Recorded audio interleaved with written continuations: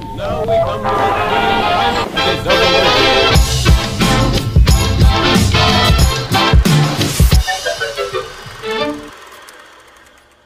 Gawa tayo ng chicken balls with miswa and patola. Good morning mga kamamsi. Gawa tayo ng ating pang-almusal. Meron tayo ditong almost 1/4 cup na giniling na manok. Ito pipitso pero tinadtad ko lang.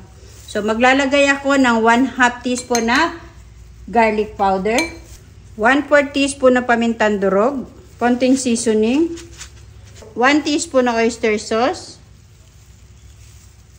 1/4 cup na carrots or isang maliit na carrots, isang sibuyas, then sibuyas dahunan, isang tangkay lang po yan, konting asin, depende sa inyong panglasa, and then saka natin yan lamas-lamasin. Pag samasamahin natin yung lahat ng ingredients, ganyan lang, gagawa tayo ng isang masarap na soup mga kamamsi. Dito sa amin ay mainit sa umaga, then pagkahapon ay biglang umuulan. Kaya timing na timing ito mga kamamsi. Pero hindi timing yung lalagyan ko. Napakaliit. So after natin itong mapagsama-sama, magsalang na tayo ng ating oil mga kamamsi. Then bago natin makalimutan, maglalagay tayo ng isang kutsara na cornstarch. Paano yan didikit kung wala cornstarch? Ay nako, ang hirap na tumatanda. And then saka natin halu-haluin yan. Ayan, mix natin. So ayan, okay na siya mga kamamsi. Magprito na tayo. So ayan, nagpainit na tayo ng oil. At medyo mainit na rin yung ating oil. So kuha lang tayo ng ating mixture. Depende na sa inyo kung gaano kalalaki. Then prituhin nyo lang yan dito. Para makagawa tayo ng masarap na soup mamaya. Napakasimpleng recipe lang to mga kamamsi. Gawa muna tayo ng bola-bola.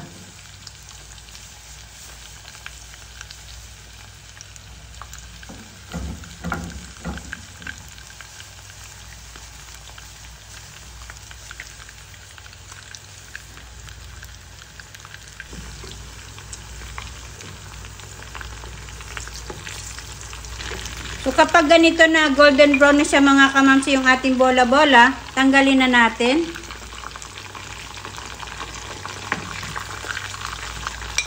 Then bawasan natin ng oil yung ating kaldero. In the same pot, dito na rin tayo magisa ng ating gagawin na soup. Ilagay natin yung ating 4 cloves of garlic. And then yung isang sibuyas na ginayat ko rin ng maliliit. Sutay-sutay lang natin. Yung sibuyas daunan, yung pinakatangkay niya. Then, ang ating isang bell pepper. At ang tira ng ating carrots. Bali, isang carrots po lahat-lahat ang ginamit ko. Isang maliit na carrots. Nagtira lang ako para panggisa natin. Sutay-sutay lang natin yan mga kamams. And anyway, ilalagay ko lang po sa description box ang lahat ng ating ginamit na ingredients. So, nakadepende na po sa inyo kung gaano karami ng tubig ang ilalagay nyo. Kung gusto nyo ng masabaw na soup, dilagyan nyo ng marami. Ganun lang po yun. Dagdagan pa natin mga kamamsi, mas masarap kasi yung sabaw eh. Budbura natin ng konting pamintang durog, konting seasoning. Then, kalahati ng chicken cubes. Haluin natin at saka natin takpan. And then, hihintayin muna natin yan na kumulo. So, yan, malapit nang kumulo yung ating pinapakulo mga kamamsi. Ilagay na natin yung ating in-slice na maliit na patola. Ilagay na rin natin yung ating chicken balls. Para lumasa na dun sa pinakasabaw ng ating soup. Dahan-dahanin nyo lang haluin para hindi madurog yung ating chicken balls. Then, saka natin takpan at mamaya ay titikman natin kapag kulo na yan. Lagyan na rin natin ng konting asin. Depende sa inyong panglasa. So, ayan, kumukulo na siya mga kamamsi. Ang sarap. Eto pa lang, napakasarap na eh. Oh. Tingnan nyo naman, mga kamamsi. Napakasarap niya. Para may kagat ng konti, lagyan natin siya ng 3 peraso na sili. Optional yan mga kamamsi. Yung may mga anak, huwag nyong lagyan. Tikman muna natin. Matabang. Lagyan natin ng konting asin ulit. Okay na yan. Ang sarap niya mga kamamsi, promise, i-try nyo to. And then, syempre, meron tayong miswa. Okay na yung lasa niya mga kamamsi. Pwede na nating ilagay yung ating 4 na miswa.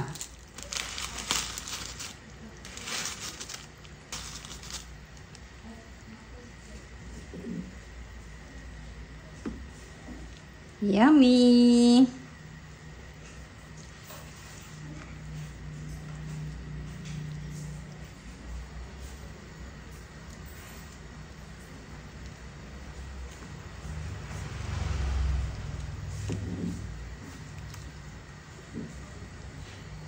So, ayan mga kamamsi, luto na ang ating chicken soup with miswa. Kain na po tayo mga kamamsi. Sarap. Napakasarap niya mga kamamsi. Ayan, no? Tamang-tama sa maulan na panahon dito sa amin. So, eto na mga kamamsi, ang chicken ball soup with patola and miswa. Kain po tayo mga kamamsi.